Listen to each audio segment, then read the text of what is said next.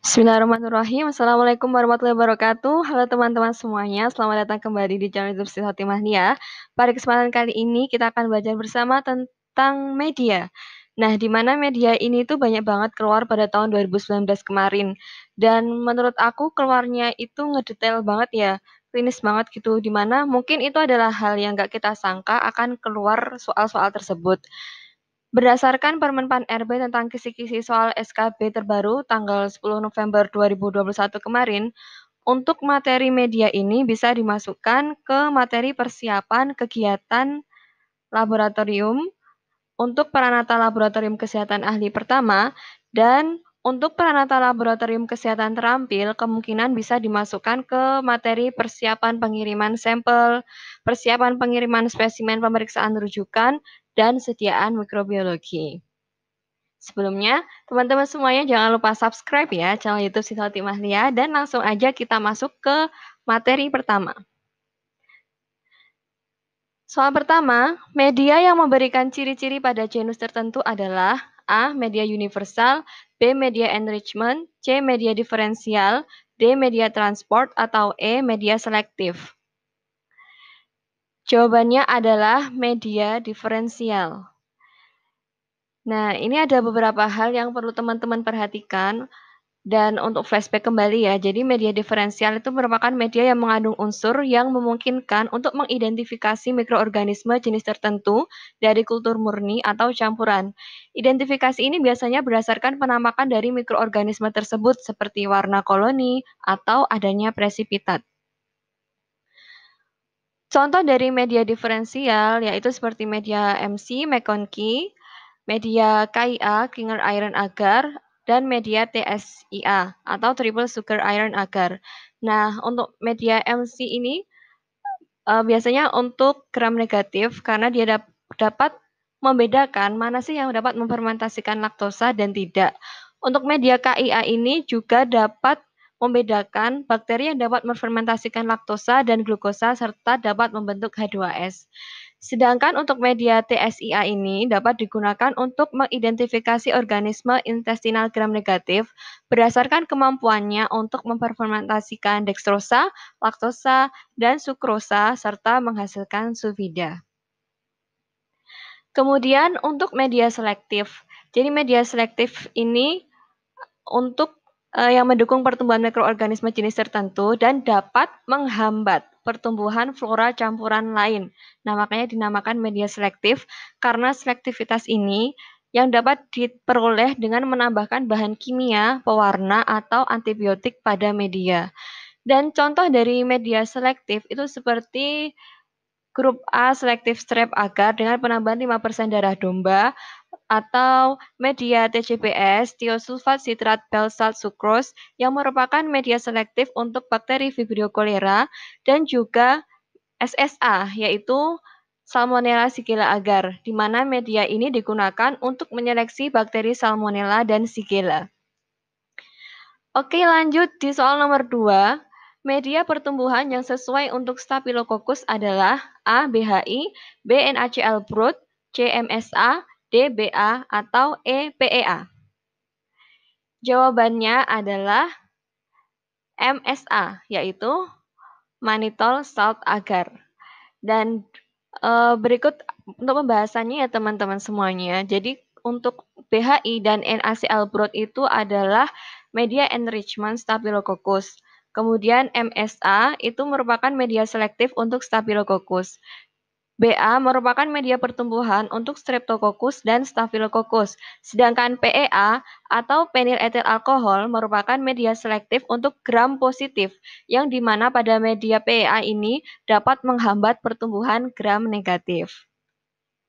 Dan lanjut untuk soal nomor 3, yaitu media pertumbuhan yang sesuai untuk gram negatif adalah A. Media endo, B. Media McConkey, C. Media BA, atau D. Media MSA. Nah, jawabannya adalah media McConkey. Pembahasannya sudah tadi ya teman-teman, di mana di MC ini tuh sebagai media diferensial untuk membedakan mana sih yang dapat memfermentasi laktosa dan tidak. Dan lanjut untuk di media transport. Media transport ini juga banyak yang keluar sih pada tahun kemarin, dan salah satunya ini media transport LCS. Media transport LCS yaitu media Stuart. Dan berikut adalah komposisi dari media Stuart. Jadi media Stuart ini komposisinya yaitu pertama sodium thioglikolat, yang kedua kalsium klorid, yang ketiga sodium gliserofosfat, yang keempat metilen blue, dan yang kelima adalah agar. Dan soal selanjutnya yaitu soal nomor 5, media transport LCS alternatif. Nah, di sini adalah alternatif kalau tidak ada medium Stuart ya. Jadi yang medianya adalah media amis. Di mana untuk komposisi media amis ini itu merupakan modifikasi dari media Stuart. Hanya kan tadi untuk di media Stuart itu ada indikatornya methylene blue. Kemudian kalau di media amis ini dihilangkan indikatornya tersebut dan kemudian ditambahi zat arang. Untuk komposisinya sama sih. Yang pertama satu sodium thioglikolat, yang kedua kalsium klorid, yang ketiga buffer inorganic fosfat, yang keempat agar, yang kelima zat arang. Kurang lebih sama. Nah, ini ada beberapa catatan sih untuk teman-teman tentang LCS atau CSF ya. Jadi yang pertama, stabilitas sampel untuk LCS ini tuh kurang dari 1 jam. Dan yang kedua, sampelnya itu tidak boleh didinginkan. Jadi disimpan pada inkubator suhu 37 derajat Celcius. Dan untuk medium transportnya itu bisa menggunakan transinsulat medium, medium transport Stuart dengan lama penyimpanan maksimal 4 hari, dan untuk meningococcus maksimal 3 hari, dan selanjutnya sebagai alternatif yaitu media transport amis. Nah, soal nomor 6, media transport Neisseria gonorrhoeae adalah, jawabannya adalah media amis. Jadi, kandungan NaCl sebanyak 0,3% dalam medium amis ini dapat menjaga viabilitas bakteri Neisseria gonorrhoeae secara optimal. Biasanya medium amis ini digunakan sebagai media transport ya, khusus untuk Neisseria gonorrhoeae. Tapi banyak juga yang menggunakan media amis sebagai media transport. Contohnya, contohnya soal nomor 7 ini nih. Media transport untuk swab tenggorok adalah, nah ini jawabannya juga sama, media amis.